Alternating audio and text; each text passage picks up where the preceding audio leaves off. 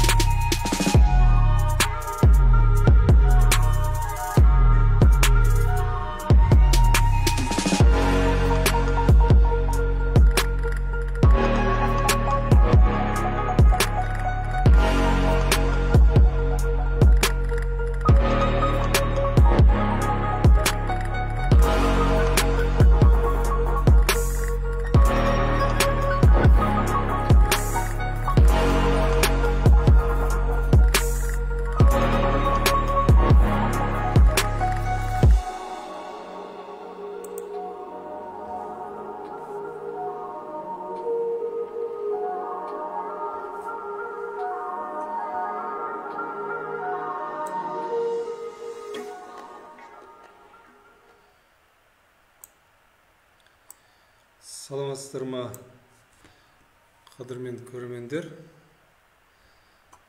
Мен микрофон істемей тұрған 1-2.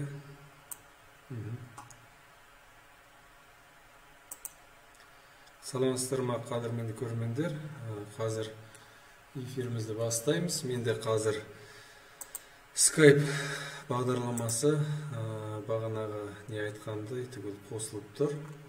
Бірақ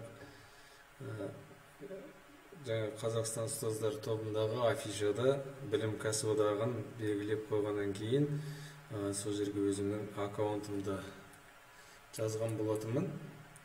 Бірақ өкінішке орай ол кісілер шықпады.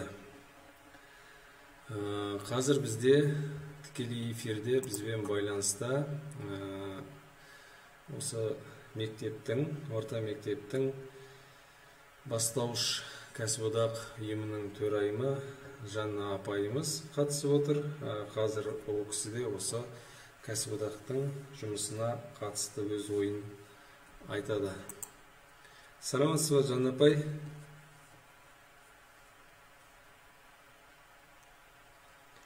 Сәлеметсіз бе, Ержан? Саламатсыз, қалыңыз қалай? Енді осы білім кәсіподағын өзі алдынан бері шақырғанбыз. Өйткені бізде бір жақты талқылау болмасын, екі жақты қарайық, екі жақты көрейік, олардың да айтатын уәждері бар шығар деген сияқты эфирге шақырғанбыз. Бірақ өкінішке орай менде қазір Skype бағдарламасы қосылып тұр, бірақ оған ешкім келген жоқ, қоңырау шалған жоқ. Сондықтан өзіңіздің бастауыш кәсіподақ ұйымында мектептегі жұмыстарыңыз қалай болып жатыр, сол жанында айтып өтсеңіз. Сәлеметсіздер ме, көрермендер. Енді мен өзім бастауыш кәсіподақ төрағасы болғаныма қараша айының 18 жылдың қараша айынан бастап. Енді осы жерде бізге бір тоқталғанымыз, бұл Шығыс Қазақстан бойынша 3 жақты келісім жасалған екен. Алайда сол келісім бойынша коммуналдық кепілдіктер ауылды жерде өтелмеген қамтамасыз етуге әр жыл сайын 20%-ға өсіп отыру керек екен. Бірақ Тарбағатай ауданы бойынша бірнеше жыл қатарынан 10.600 теңге ғана бөлініп отырды. Келісім бойынша осы пункт орындалмай келді. Тек 20-шы жылы, осы жылы 18.600 теңге алдық, 21.600-дың орнына. Улан ауданындағы сияқты. Келісім орындалмаған біле тұра, ешқандай шара қолданған жоқ. Осы мәселе бойынша аудандық кәсіподақ төрағасына сұрақ қойылған. Сол кезде ол кісінің айтқан уәжі, ол мәслихатқа жолдадым, сол мәслихатпен тоқтап қалды. Ал бірақ шын мәнінде осы келісім орындалмаған жағдайда бұған облыстық профсоюз төрағалары шара қолданып 400 МРП ма осындай штраф салыну керек екен. Бірақ ол жақтан, ол кісілердің тарапынан біле тұра, мен ойлаймын, что олар біледі. Себебі әр ауданның кәсіподақ төрағасы уже есеп береді ғой. Бізде осы кепілдіктен осынша төленді, мына жерде осылай төленді деп. Неге деген сұрақ туындау керек қой ол кісілерге. Бірақ осы жер орындалмады. Келісім жасалмады. жәнегі аудандық немесе акиматтар қол қояды, бірақ келісімді орындамайды. Екінші, мынандай кедергі кез болдым. Себебі енді 18-ші жылда тұрып, ешқандай заң, тағыдағы басқа дүниені білмейміз ғой. Сонда кәсіподақ төрағаларының арасында ешқандай оқулар немесе семинарлар осы 2 жылдың ішінде мен көрген жоқпын. Сонда кәсіподақ төрағалары заңмен шындалмаған. Тағы да бір сұрақтар туындаса, олар юридически не подкованы, сұрақтарға жауап таба алмайды. Аудандық кәсіподаққа әр сұрақ сайын біз соған жүгініп отырдық. Өзіміз шеше алмадық көбінше жағдайда. Енді себебі ол жерде юрист отырған жоқ аудандық кәсіподақта. Тек қана ол бухгалтер мен кәсіподақ төрағасы ғана отыр. Сонда заң бойынша бір оқулар, семинарлар осы 2 жылдың ішінде өткізілген жоқ. Мен өзім осы кездескенім. Және де мына жарна бойынша 2019 жылға дейін Тарбағатай ауданында 40-60 болып ұсталынып келген. Тек 19 жылдан бастап 50-50 болып ұсталынды. Бірақ тағы да мен өзім оны 2-3 айдан кейін бірақ білдім, как төраға ретінде. Сонда айттым, сіздер бұны қай жерде шештіңіздер? Себебі мүмкін біз 50-50-ге келіспей, мүмкін 70-30 деп бөлуші едік жарнаны. Бірақ сол кезде өздері шешіп қойдық аудан деңгейінде. Енді тағы бір дүние, ол жұмысқа кірген әрбір ұстаз ешқашан жарына 1% еңбек ақысына жарна ұстасын деген өтініш жазып көрген жоқ. Себебі өзім де оны білмей келдім көп жағдайда. Одан осы қысты күні бухгалтеріміз айтты, Жанна Кинаятовна, сіз өтініш жаздырып алу керексіз деді. Содан мен аудандық кәсіподақтан сұраймын. Мен барлық майына жаздыру керек пе өтінішті? 1% ұстату үшін, немесе жаңадан кірген ұстаздан ету керек пе, жаздыру керек пе? Ол кісі айтты, жұмысқа кірген кезде бір-ақ рет өтініш жазады, шыққан жағдайда өтінішін білдіреді деді. Жаздырып қажеті жоқ деді. Барлығына. Осындай сұрақтар туындады енді. Енді бір дүние мені нететін, ол кәсіподақтан оқу өтпейтіні, семинар өтпейтіні. Көп жағдайда біз қалай шешу керек, жәнегі мектепте туындаған жағдайды қалай шешу керек екенін білмейміз. Жақсы, мен сіздің қазір тағы да осы эфир барысында өзіңіздің ойыңызды айтып отырсыз. Мен мына жерде 3 жақты келісімдеріне бүгін 25 бет екен қағазға шығарып алдым. Қазір мен сіздің жаңағы айтып отырған мәселеңіз бойынша осында біраз нәрселер жазылған екен. Қазақстан Республикасы білім және ғылым министрлігі, сосын кейін Атамекен Қазақстан Республикасы ұлттық кәсіпкерлер палатасы мен Қазақстандық салалық білім және ғылым қызметкерлерінің кәсіптік одағы қоғамдық бірлестігі арасында 2018-2020 жылдарға арналған әлеуметтік әріптестік туралы салалық келісім бар екен. Мынандай 5 ақпан 2018 жылы қабылданған. Бұған келісімге қол қойғандар сол кездегі білім және ғылым министрі Ерлан Кенжағайұлы Сағадиев, Атамекен ұлттық кәсіпкерлер палатасының басқарма төрағасының орынбасары Жұмағазиев, ол кезде Қазақстан салалық білім қызметкерлер кәсіподағының төрайымы Майра Амантаева ханым болған.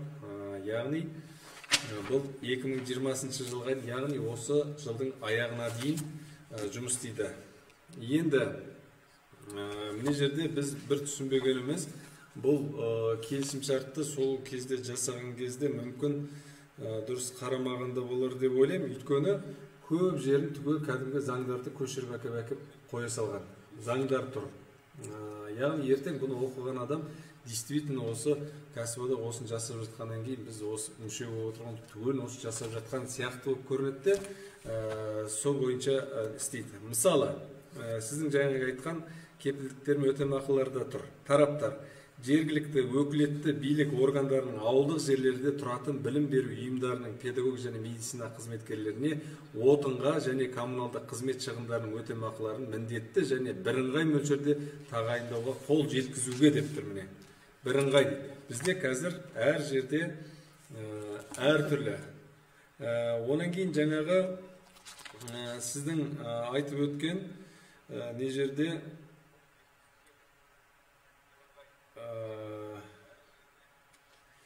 жаңа жарна тууралуу да бар мына жерде.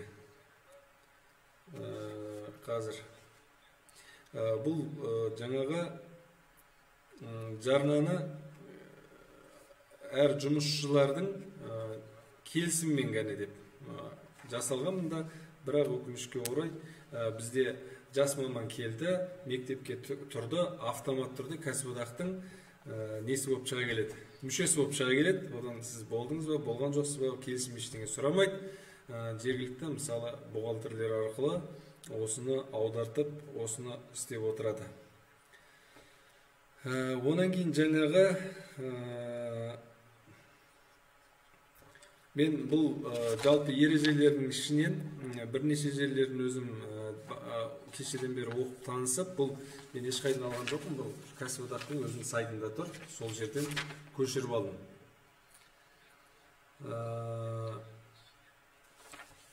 Бұл жерде жаңағы осы келісімнің іс-әрекет мемлекеттік органдарға, жұмыс берушілерге, қызметкерлер мен олардың білім және ғылым жүйесіне өкілдеріне қолданылатыны айтылған. Сонан кейін жаңағы осы келісім орындалмаған жағдайда мүдделік тұлғалар салалық комиссияны және келісімге қол қойған басшылар жазбаша түрде хабардар етеді, тараптар ұсынған ақпаратқа талқылау жүргізіп, тиісті шешімдер қабылданады дейді. Яғни бұның ішінде жаңағы бірнеше нелер бар.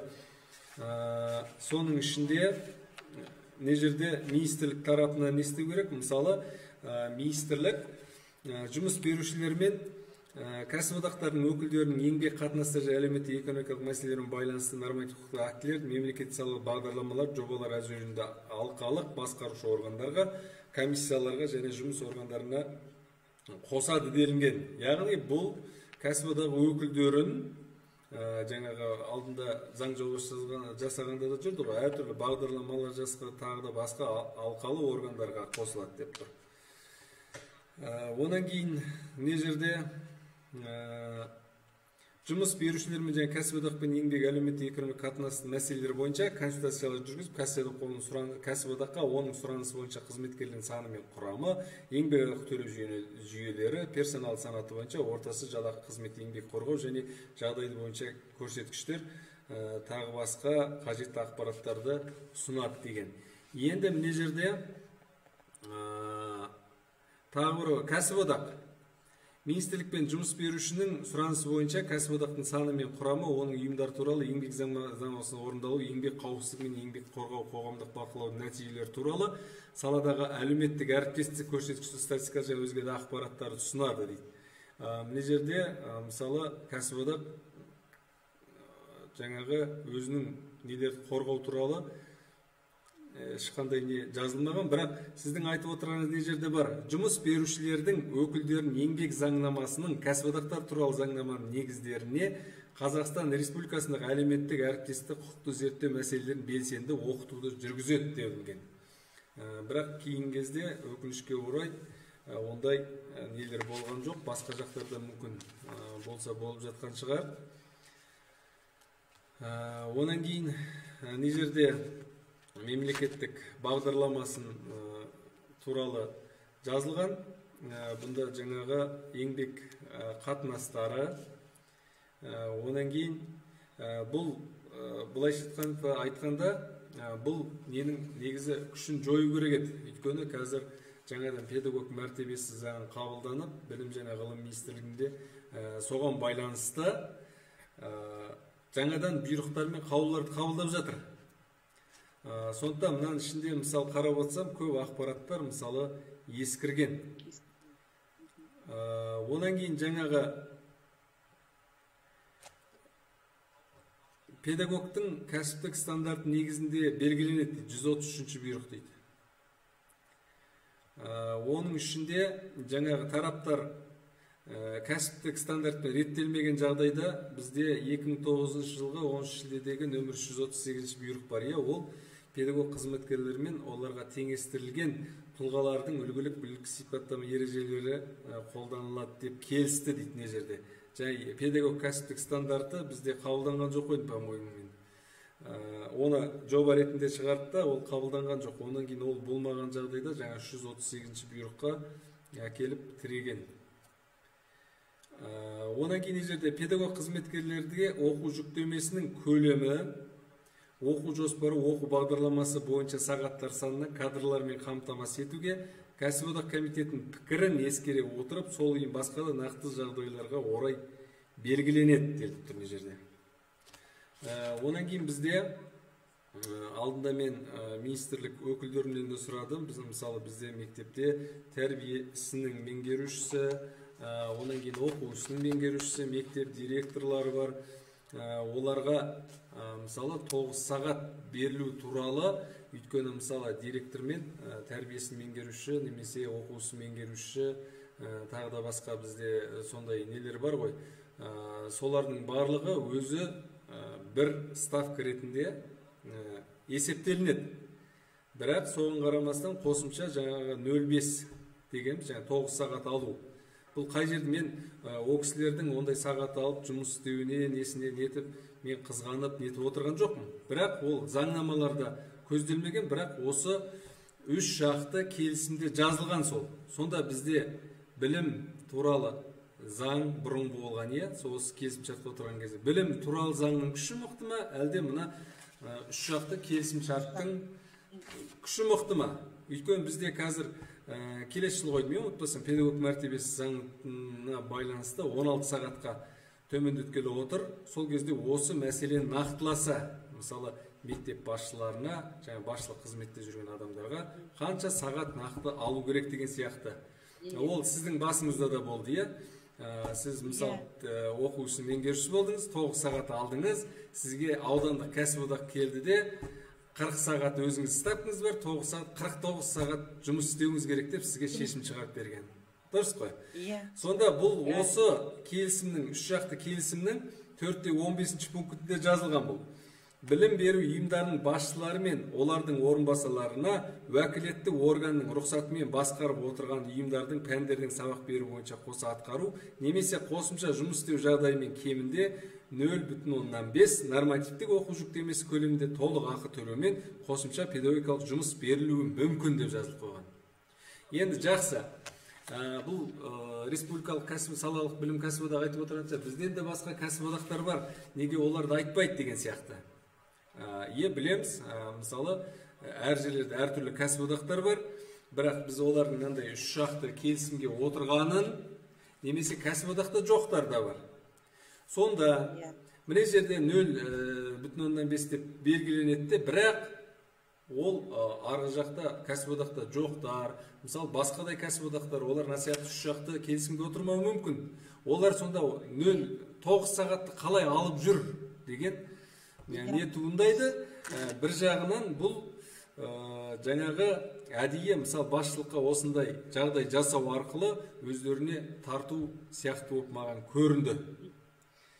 Онан кейін жаңағы тағы бір нәрселерді жаңағы сағаттарын өзгерту бойынша, мысалы педагог қызметкерлердің маңызды еңбек жағдайларында жұмыс берушінің бастамасымен өзгертуге, ереже бойынша тек оқу жаңа қызметкердің еңбек функциясын өзгертпей өз жұмысын жалғастыру кезінде ұйымдастыру және технология еңбек жағдайларының өзгеруіне, мысалы топтар, сынып жинақты тәрбиешілердің сандарының өзгертілуі, оқу жоспары бойынша жұмыс сағаттары санының өзгеруі, тәжірибе жүргізу, ұйым жұмысы ауысымның өзгеру, сондай білім бағдарламалары және өзгеру байланысты жол беріледі деп тұрады мына жерде.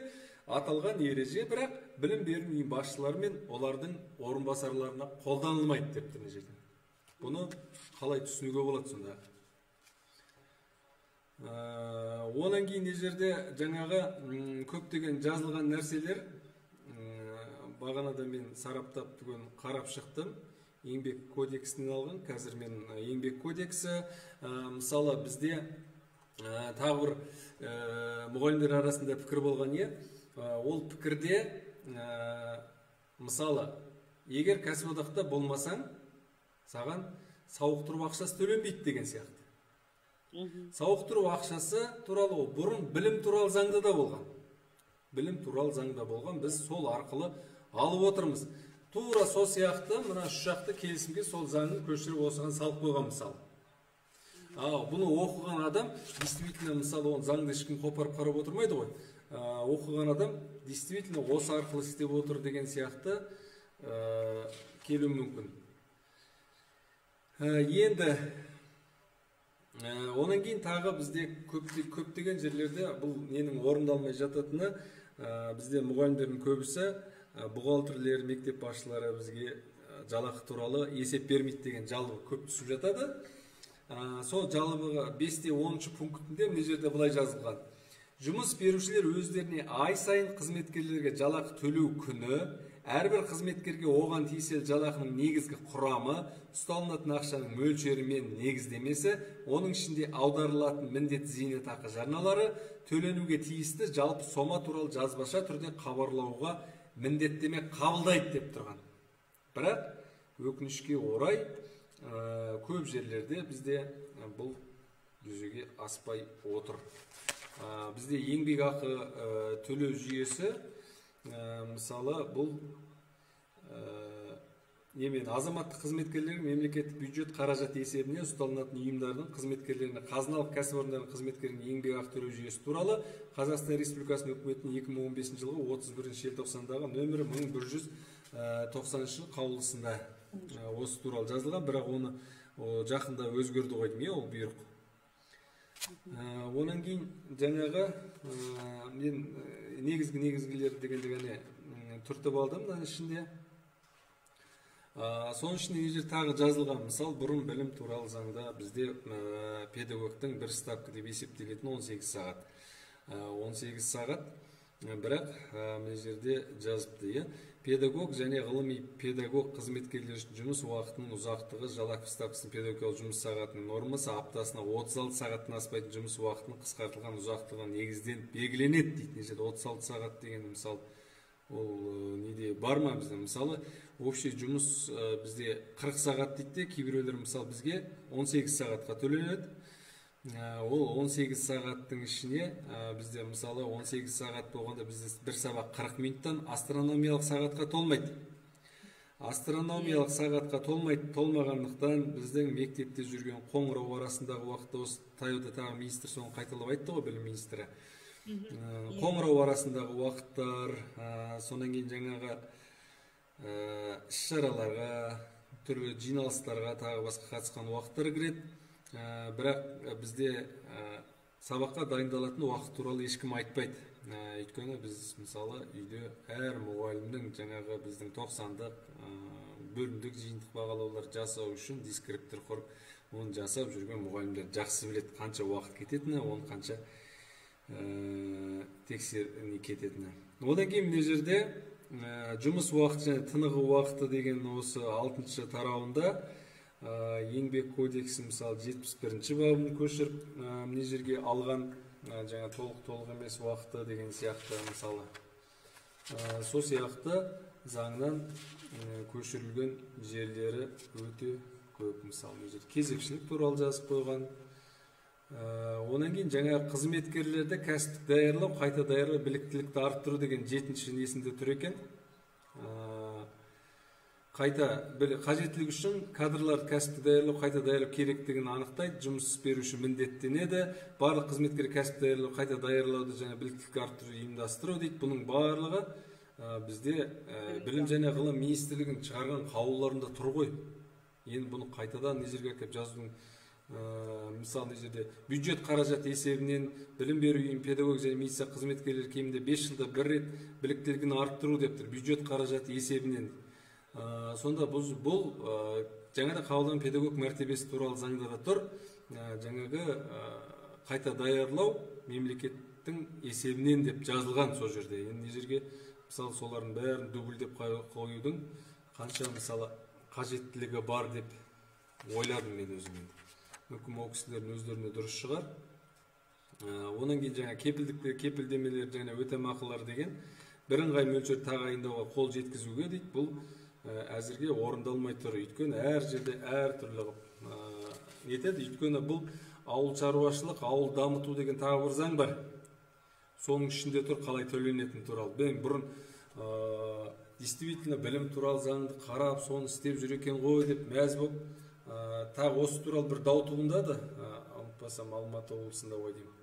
Сол кезде іздестіріп қараған кезде акиматтың кісілері айтты, біз білім туралы заң білмейміз, бізде мынандай заң бар деп, тағы бір ауылдық аймақ дамыту деген бір несін алып шықты да, соның ішіне көрсетті жаңағы ветеринар, бұл жеке мұғалімдер емес екен, ауыл жерде жұмыс істейтін ветеринария қызметкерлері, дәрігерлер, мұғалімдер, соларға. Сол сияқты мына жерде еңбек кодексінен 158-159 баптарды көшірген, тағы басқа сол сияқты.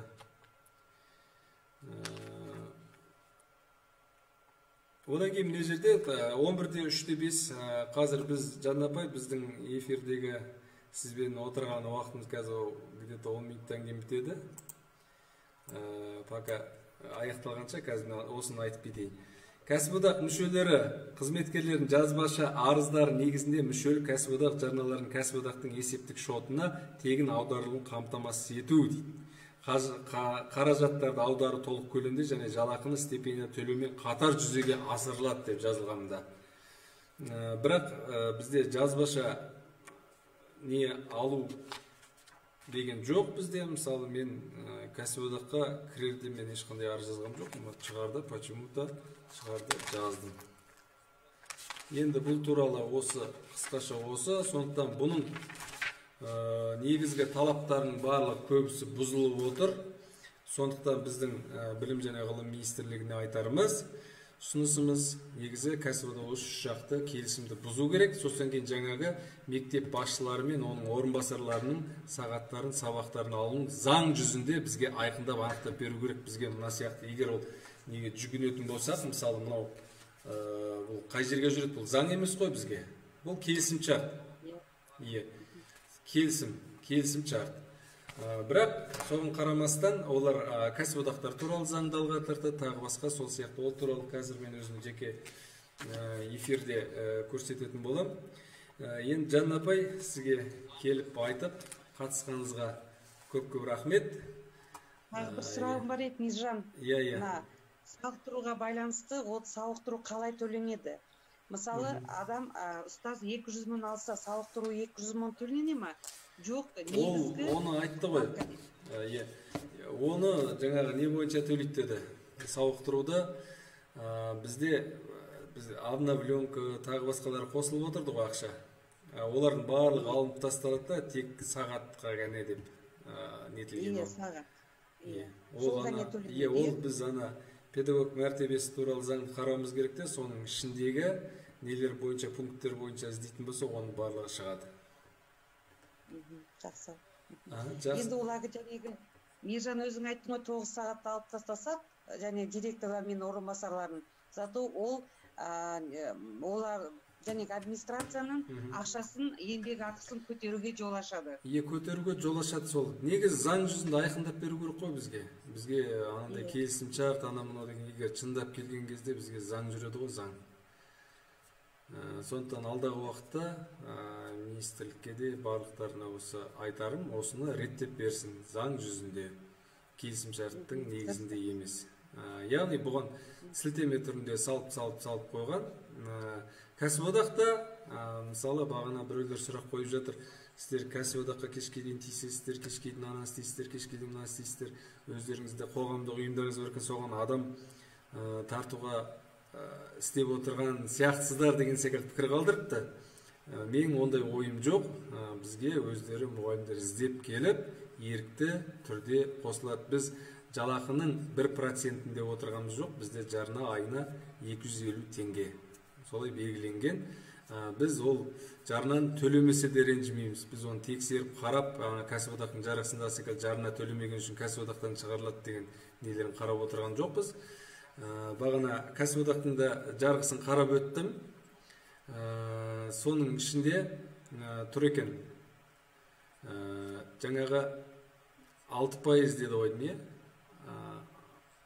6% біз облысқа аударады екенбіз, 2% республика, ол салалық білім кәсіподағы, оның ар жағында кәсіподақтар федерациясы бар. Оған аударады. Мысалы, сонда сіздердің үлкен мектептерін жоқ дегенде 200-300 мың теңге айына аударасыздар, дұрыс па?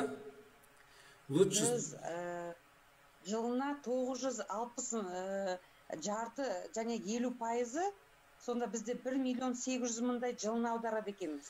Енді бірақ мектеп, міне қараңыздар, үлкен мектеп, бірақ мектеп, оның ішінде жеке мұғалімдер ғана кірмейді, оның ішінде жаңа тех персоналдар бар, разный рабочийлар бар, соның барлығы кіреді. Сонда бір мектепте 1.800.000-ге біз лучше 150.000-ға бір заңгер жалдап ұстайтын болсақ, біздің құжаттарымызда, қағаздарымызда да ешқандай кемшілік болмайды. Біз почему-то қазір жоғарғы жаққа қарай қарап, қашан бұйрық жібереді, қашан былай істе деп айтады деп үйреніп қалғанбыз. Қайта қазір соңғы 130-ші бұйрық шықты. Соның ішіне барлығын үлгісімен кіргізіп қойыпты. Тайға таңба басқандай. Міне оқу жоспарын былай жазасың, күнделігіңді былай толтырасың, мынандай нәрселер былай жазылады деп приложениелермен бәрінде тұр, содан көшіресіздер, істей бересіздер. Ал бізде үйреніп қалған, әркім әртүрлі сұрайды. Біз осы 130-ші бұйрықтың ішіндегі жаңағы 90-дық жиынтық бағалауларына сараптама жасау деген бар. Біз онымен келіспейміз, оны алып тастасын деп ұсыныс жасадық. Өйткені біз жиынтық бағалаудың өзі дайындауы бар, дескриптерін құру бар. Онан кейін ешкімге қажеті жоқ болса да модерация деген дүниесі бар. Ешкімге қажеті жоқ болса да, мысалы, ата-аналарға 1-2 рет жібердік, оның ата-аналар оны қажетсіз рубрика деген нәрсе бар. Оны тексерген кезде өзі қайсысы қанша балл жинап тұрған содан шығады. Мысалы, енді оған сараптама жасап, оның білім сапасы артып кетеді дегенге мен сене қоймаймын оған онша көп. Ол артық қағазбастылық. Артық жұмыс. Еще ол жерде нақтылап нетілмеген, жаңағы осындай деп нелері тұр. Онан кейін бірақ артында қандай жұмыстар атқарылу керек, қосымша сағаттар, сабақтар өткізуіміз керек болады деген сияқты. Сондай дүниелер. Коррекционный жұмыс жүру керек қой. Талдау жасалынғаннан кейін ол бір жерде қаралып, онымен жұмыс жасалыну керек қой. Жақсы, онда қазір біз әлі тақырыптан ауытқымайық деп қояйын. Енді бізде кәсіподақтың сайтына кіретін болсаңыздар, кәсіподақтың сайтында жарғысы, жаңағы 3 жақты келісім, тағы басқа дүниелердің барлығы бар. Соның ішінде мен мына кәсіподақтың жарғысы қолымда тұр. Бұл соңғы рет 2014 жыл 22 қазанда тіркеліпті.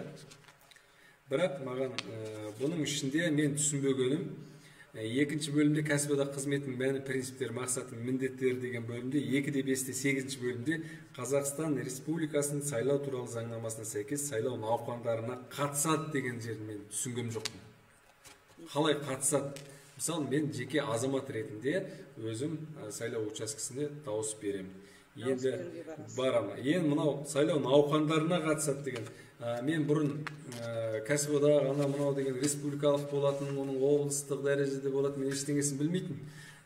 Кейіннен Майра Амантаева осы телеарналардан салалық білім кәсіподақтары түгел осыған бірдей ат салысады деп біздің атымыздан сөйлеп, ұрандап жатқан кезде бар, осындай кәсіподақ барын, сонда мүше екенмін, сол кезде бірақ білдім мен. Сол кісінің республикалық кәсіподақтың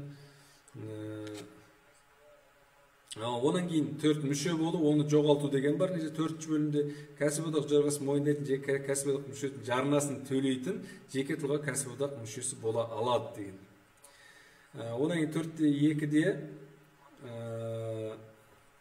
кәсіподақ мүшесіне қабылдау, бастауыш кәсіподақ ұйымына, білім ғылым жүйесінің ұйымына бастауыш кәсіподақ болмаған жайда қатысты тиісті аумақтық ұйымының жазбаша түрде берген жеке өтініші бойынша жүргізіледі дейді. Бірақ өкінішке орай көп жерде бұндай нәрселер жүргізілмейді. Егер бұның барлығын жүргізетін болсақ, бұл да оңай емес. Өзі мұғалім қағазда мияланып отырған кезде өзінің қағазын жүргізе ме, әлде кәсіподақтың қағазын жүргізе ме деген сияқты.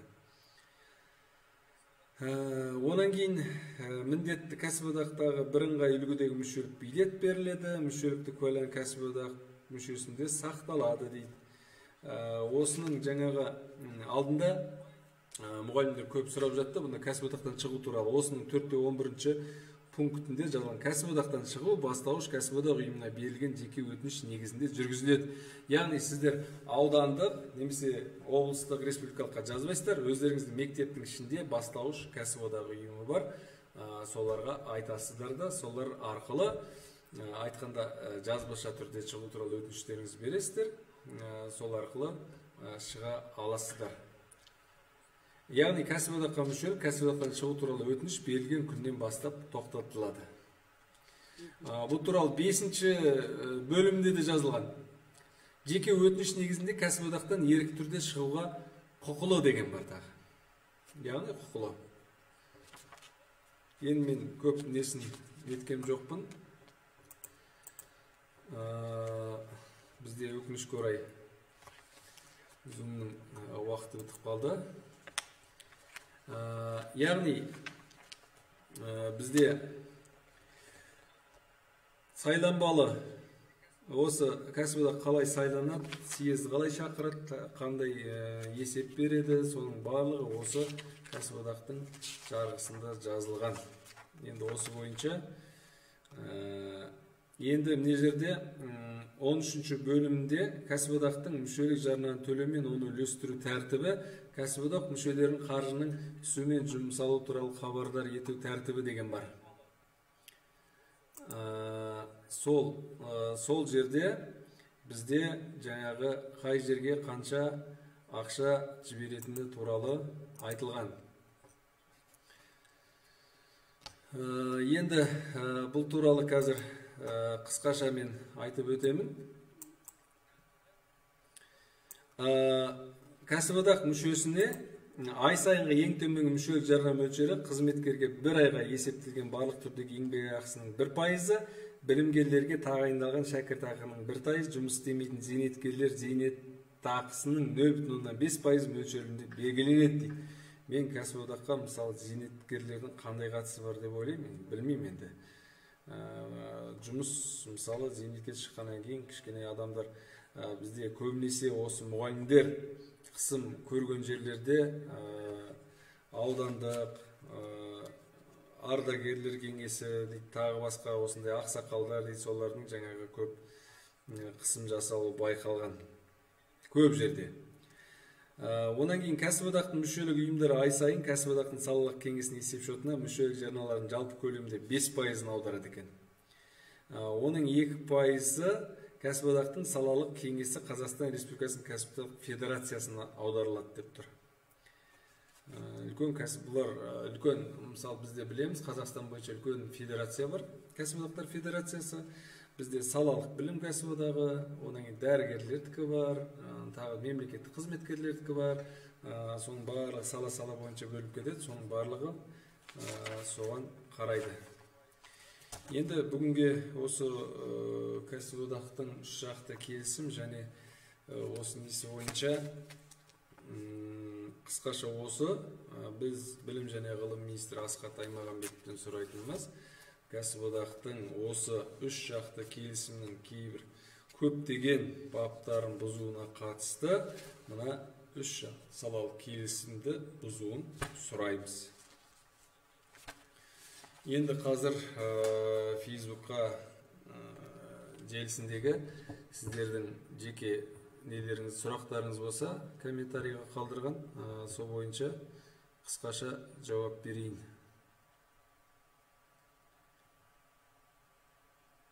Так, бізде қазір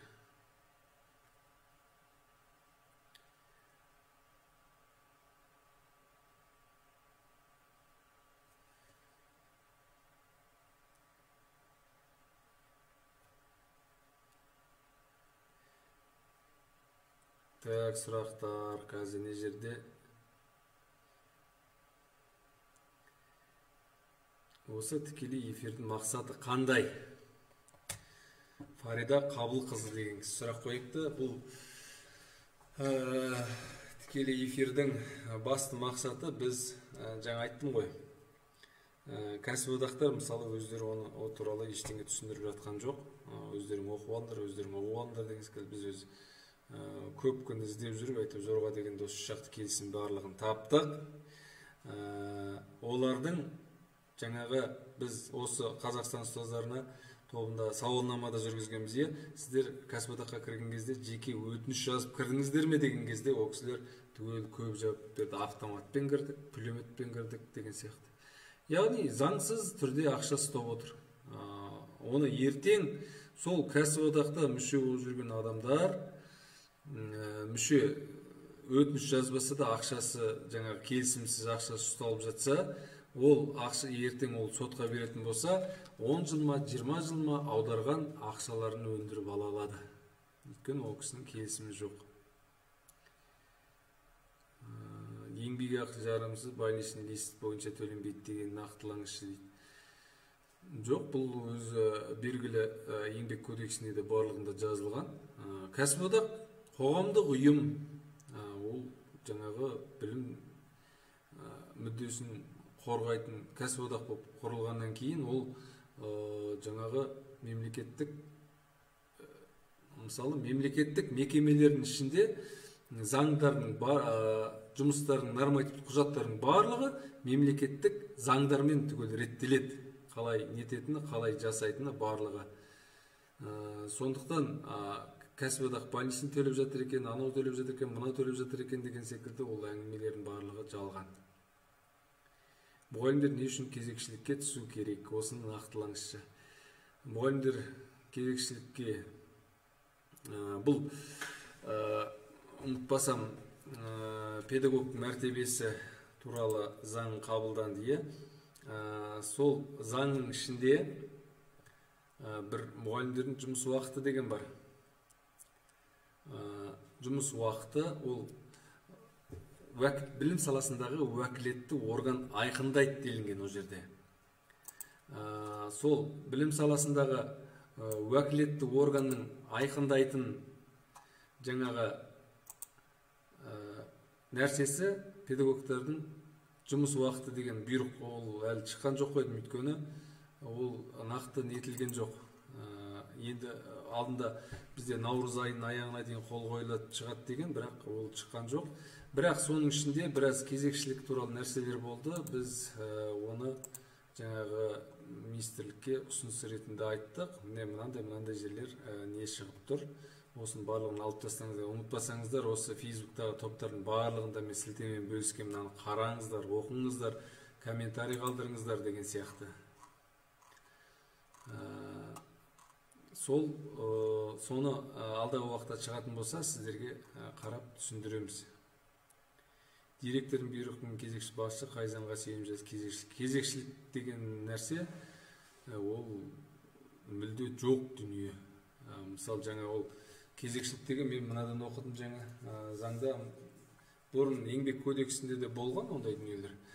Кейбіреулер мектептің ішкі жарғысымен реттеледі дейді, көрінген жерге мысалы қазір педагог мәртебесі туралы заңда барлығынан тиді ғой, мысалы бет албаты педагог қызметкерлерді анда-мында жұмсауға, тағы басқа нәрселерге деген сияқты. Мен кезекшілік дегенде осы салық келісімнен оқыдым жаңа. Сабақ басталғанға дейін 20 минут, содан кейін жұмыс уақыты аяқталғаннан кейін тағы 20 минут көлемінен аспауы тиіс деген осы шақты келісімге кіргізіп қойды бұны. Содан көрдім. Кешігіп қалған екенмін. Осы топта осы видео жазба сақталады, артынан көрсеңіздер де болады. Директор завуштардан 9 сағат алып қойса, онда бұл кісілер өзінің диплом бойынша мамандығын қайда қалады, өзінің педагогикалық деңгейі төмендемейді ме, қалай категория өтеді дейді. Біздің негізгі көтеріліп отырған мәселеміз осы. Жаңағы министрлік өкілдеріне мен арнайы сауалнама жіберіп, мысалы ешбір заңда, білім туралы заңда бұрынғы енді қолданыста жүрген, оларда педагог мектеп басшылығының 9 сағат алынуы жазылмаған.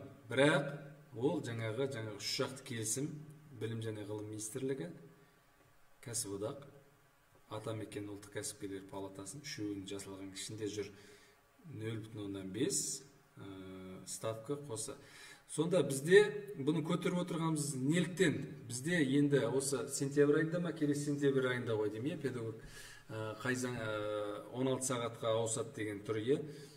Солардың барлығы нақтыланады ғой. Сонда бізге заңды түрде, заңды жолмен мектеп басшылығына сағат заңды жолмен берсін, мысалы беретін болса. Сол заң шеңберіне кіргізіп қою керек. Бізге мынандай келісім шарт негізінде ғана емес, ол заңды тұрғыдан анықталу керек оның барлығы. Бізде директорлардың жалақысы өспей жүргені содан деп есептеймін. Өйткені мысалы 9 сағат алады, ол жарты ставка мысалы директорлар бар, мысалы 100 мың, қазір директорлар 120 мың, 150 мың алады. Ол 150 мың деген мысалы қазіргі кезде білмеймін енді ол. Сонан кейін ол жарты ставка алып жүрген ол директордың ақшасы 9 сағат осынша болады, 180 мың немесе 250 мыңға дейін шығады екен. Ол нормально. Ал негізі оның ставкасы ар көлеңкеде қала береді.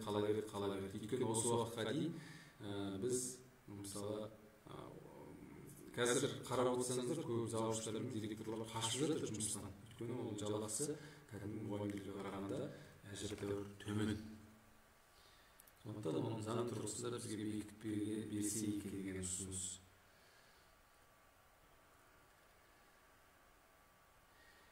Аттестациялау кезеңі қашан және қалай өтеді, ережесі болса танысуға болады. Бұл педагог әділет.kz-ге кіріп қарайсыз. Педагог қызметкерлерді аттестациядан өткізу қағидалары деген бар.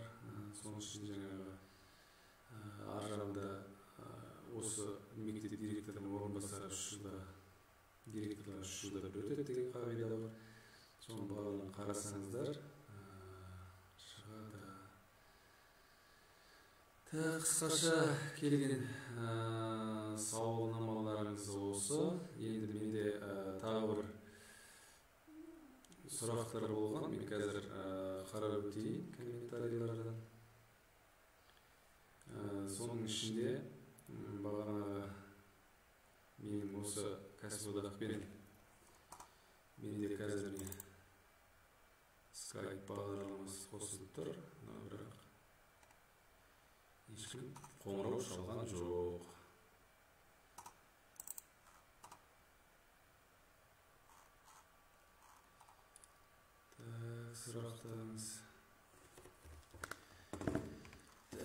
Сұрақтарыңыз бойынша мүшеліктен қалай шығуға болады дейді. Мүшеліктен жаңа мен сіздерге мына кәсіподақтың жарғысын оқып бердім ғой. Кәсіподақтың жарғысының 4-ші пунктінің 11-ші тармағы бойынша кәсіподақтан шығу бастауыш кәсіподақ ұйымына берілген жеке өтініш негізінде жүргізіледі. Кәсіподақтағы мүшелік кәсіподақтан шығу туралы өтініш берілген күннен бастап тоқтатылады. Яғни сіз өтініш берген кейін тоқтатылады. Яғни мектеп ішіндегі кәсіподақ төрағасы немесе төрайымына барасыз да өтініш жазасыз, өз еркімен осындай шығуға өтініш беремін деген сияқты. Рапортта жолдамасын мұғалім қандай ерекшеліктер есепке алынады. Енді мен кәсіподақтардың грамоталарын беріп жатқанын көрдім, бірақ қандай несін нететін мен білмейді екенмін. Оны кәсіподақ, мектепшілік кәсіподақтан сұрасаңыздар болады. Кеш жарғы әріптестер, мен кәсіподақ үшін шығу өтініш жазғанда мектеп басқарушы кәсіподақ кәсіподаққа жүреді, сол кісі жетеді деп мен кәсіподақ үшін шығармады. Сонда 10 жылдан аса мектеп басқарушы кәсіподақтар білмеген ме? Бізде көп жерде біздің айтып отырғанымыз осы ғой. Өйткені жаңағы автоматпен кіреміз, оны қалай шығу керек екенін есік таппай жүреміз мысалы. Жеке кәсіподақ емес, кез келген партиядан да сіздер жеке өтініш жазу арқылы шығып кете аласыздар. Ал егер ол кісілер сіздерге жоқ шығуға болмайды, анамалай қоғамдық көрсететін болса, бұл жеке бас азаматтың жеке бас бостандығына қол сұғушылық болып есептеледі. Кәдімгі мектепшілік кәсіподаққа өтініш жазасыздар шығу үшін. Оқушылардың демалыс кезінде 18 сағат қанша сағат жұмыс істейді дейді. Каникул уақытында оны ұжымдық келісім шартпен анықтайсыздар, сонда жазылған оның барлығы.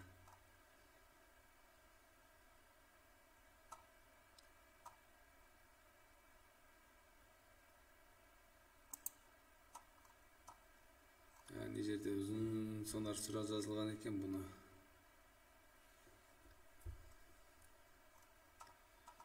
Бұны артынан кейін тағы қараптап, бір сараптап өтеміз.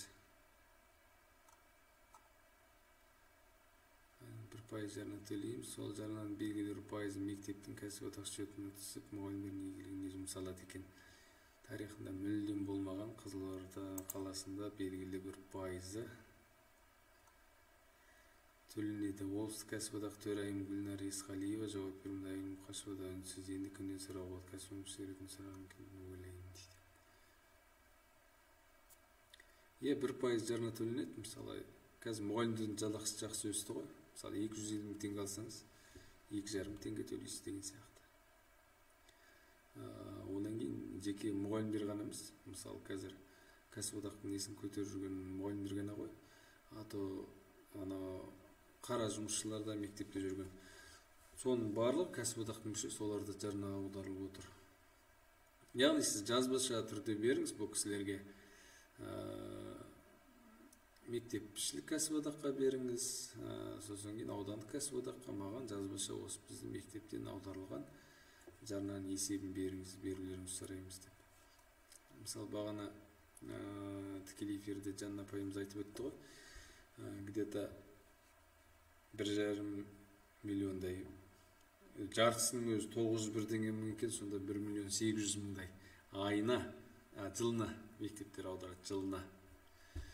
Оның 50%-ын аудандық кәсіподақ алады, 50%-ын қайтадан мектепке қайтарып береді. Сонда ар жағын өздеріңіз ойланып қараңыздаршы, мысалы. Енді тағы бағана ұмытып барады, бағана қысқаша сіздерге жауап бергем.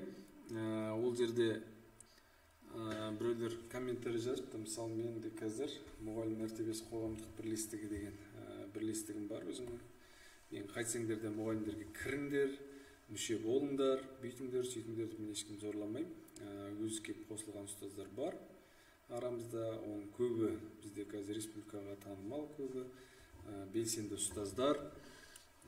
Оларда мысалы кейбірі жарна төлейтіндер төлейді, кейбірі төлемейтіндер. Мысалы қайтсеңде жарна төле, айт бүйт, жарна төлемей қойсаң, жаңа кәсіподақтағы секілді шығарып жүреміз, ана-мынау деген жоқ бізде. Әртүрлі топтар ашып, сол топтарда жиналып, мұғалімдермен әртүрлі министрліктен шыққан заңнамалар, тағы да басқа неше түрлі құжаттар, соның барлығын бірігіп сол жерде талдап, қорытындысын жаңағы министрлікке ұсыныс ретінде беріп отырмыз. Мына жерде былай, мына жерде былай, мынасын былай жасайды деген секілді әрқайсымыз ұсынысымыз жасап, сол арқылы біз жіберіп отырмыз. Енді мына жерде кәсіподақтың жарғысы мен жұмыс жоспарын өзгертуіне ықпал жасауды Асхат Қанатұлына сұраймыз. Асхат Қанатұлы өкінішке орай ол кәсіподақ жеке басқа ұйым, оның ішкі несіне араласа алмайды. Біз ол кәсіподаққа баяғыда 2017-де Майра тұрған кездің өзінде осы ұсыныстар жасағанбыз. Ол жерде сайлау мұғалімдерді сайлау жұмысына атсалысады деген сол жерде де болған. Мында да тұр. Неге біз кәсіподаққа еще біз ақша төлейді екенбіз, еще оның республикалық заңнама бойынша бізге неге біз сайлау жұмысына атсалысуымыз керек?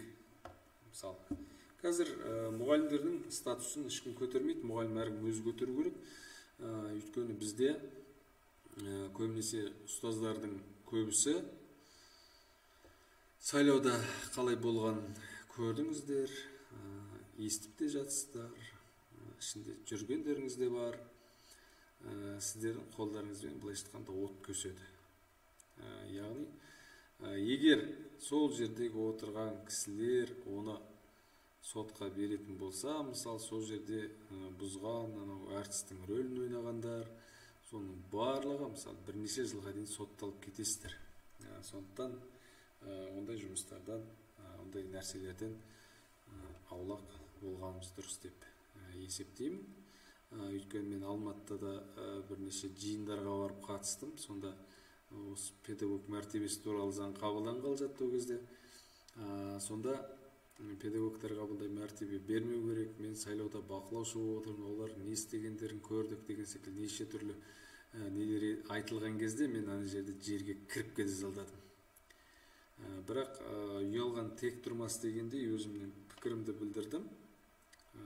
Біз осы 2015-тен бері қарай сайлаудың мәселелерін көтеріп, осыған көмек сұрап жүрген кезде сіздер неге келіп көмектеспедіңіздер, қайда қалдыңыздар дегеннен кейін барып кішкене ол мәселе ол не тоқтады.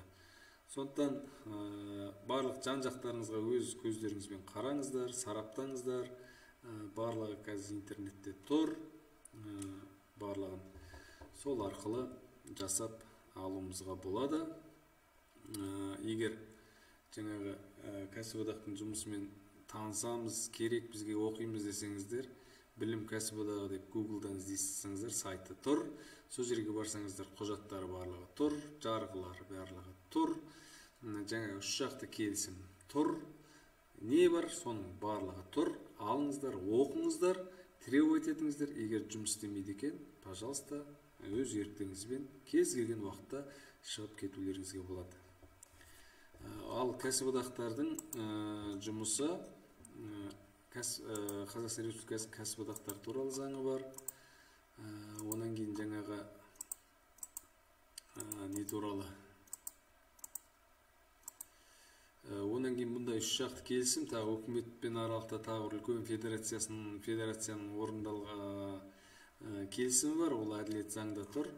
Мен оның бәрін қарап оқып көрейін деп, бірақ сөздерін түсіну мүмкін болмады, білмеймін, мүмкін қазақшаға аударған кезде жаңылтпаштау болды да, бір сөзін қайталай тағы басқа. Соның ішінде Қазақстан Республикасы үкіметінің кәсіподақтардың республикалық бірлестіктермен жұмыс берушінің республикалық бірлестіктерінің арасында 2002 жылға арналған бас келісім деген ғана екен. Басқа келісімдерді мен көргем жоқпын. 2002 жыл шығыпты. Ал кәсіподақтардың не жерде менде ашылмай жатыр. Енді алдағы уақытта да мен қазір тікелей эфирлер көбірек өткізуге мен өкінішке орай қолымда, уақытымда тиіңкіремей жүр. Сондықтан түсіністікпен қарауларыңызды сұраймын. Кейде интернет істемей қалады. Енді кәсіподақтар туралы Қазақстан Республикасының 2014 жылғы 27 маусымдағы нөмір 211 не бар, заңы бар. Осы жерде түгелі жазылған кәсіподақ туралы заң бар. Сол арқылы, мысалы, сіздердің мектептегі кәсіподақ бұл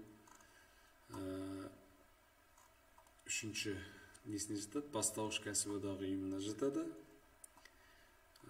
Онан кейін жаңағы кәсіподақтарын құруға бостандық берілген. Кәсіподақтар өз мүшелерінің тең құқықтары негізінде құрылады. Бір сала ұйым шеңберінде құрылатын кәсіподақтардың саны шектелмейді.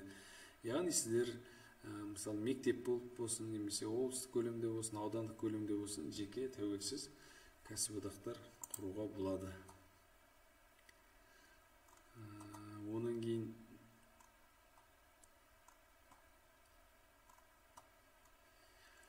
осының ішінде 9-шы бап деген бар, кәсіподақ жарғысы туралы. Жеке тұлғаларының қандай жағдайда мүше болатыны, соның барлығы осында жазылған. Жарналарын төлеу және бөлу тәртібі деген бар.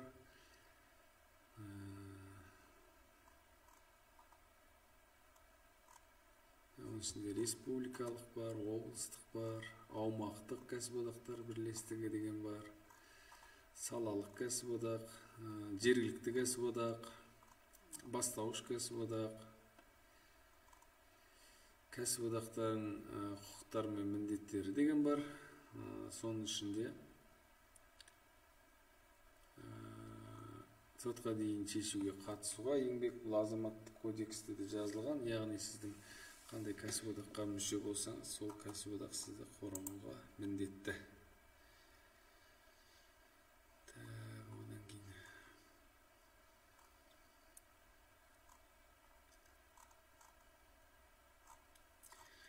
жалпы қысқаша осы кәсіподақпен өз еріктеріңізбен кіруге де болады, өз еріктеріңізбен шығуға да болады. Сондықтан өздеріңіз айналарыңызға қарап, барлығын сараптап, өздеріңіз қарап алады деген ойдан. Алдағы уақытта тағы кезігеміз. Келесі кездескенше Сау, саламатта болыңыздар. Назарларыңызға рахмет. Уақыт